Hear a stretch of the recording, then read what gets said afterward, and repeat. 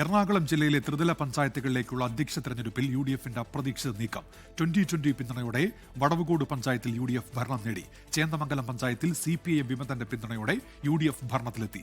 Quorum തികയാത്തതിനെ തുടർന്ന് വെങ്ങോല പഞ്ചായത്തിലെ അധ്യക്ഷ തെരഞ്ഞെടുപ്പ് മാറ്റി. വടവുകോട് പുത്തൻകുരിശ് പഞ്ചായത്തിലാണ് UDF 2020 അപ്രതീക്ഷിത സഖ്യം രൂപപ്പെട്ടത്. LDF 8, UDF 7, 2022 എന്നിങ്ങനെയായിരുന്നു കക്ഷിനില. വോട്ടെടുപ്പിൽ 2 2020 അംഗങ്ങൾ UDFനൊപ്പം നിന്നു. ഇതോടെ UDFന്റെ റെജി തോമസ് പ്രസിഡന്റായി. ചേന്ദമംഗലം പഞ്ചായത്തിൽ CPIM വിമതന്റെ പിന്തുണയോടെ UDFന്റെ ഹരിദാസ് പ്രസിഡന്റായി. മുൻ CPIM അംഗമായ ഫസൽ റഹ്മാനാണ് UDFനായി വോട്ട് ചെയ്തത്. ജില്ലയിൽ 4 ഇടങ്ങളിൽ നറുക്കെടുപ്പിലൂടെയാണ് അധ്യക്ഷനെ തെരഞ്ഞെടുത്തത്. വടവുകോട് ബ്ലോക്ക് പഞ്ചായത്തിലും പോത്താനിക്കാട് പഞ്ചായത്തിലും LDFും പുതുർക്ക പഞ്ചായത്തിൽ 2020യും ഭരണം നേടി. ഞാറക്കൽ പഞ്ചായത്തിൽ ടോസിംഗിൽ UDF ഭരണം നേടി.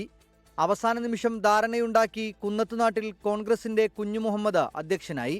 മുസ്ലിം ലീഗിന്റെ ശ്യാമള സുരേഷാണ് വൈസ് പ്രസിഡന്റ്.